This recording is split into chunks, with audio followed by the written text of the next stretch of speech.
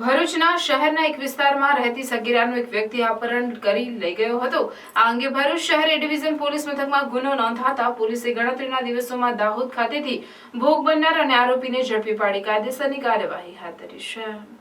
ભરૂચ એ division police મથકના એક વિસ્તારમાં રહેતી સગીરા તેના ઘરેથી ગાયબ થઈ જતા તેના માતા પિતાએ પોતાની પુત્રી ગાયબ થઈ અથવા કોઈ વ્યક્તિ દ્વારા તેનું અપહરણ કરાયું હોવાની એ ડિવિઝન પોલીસ મથકમાં ફરિયાદ નોંધાવી હતી।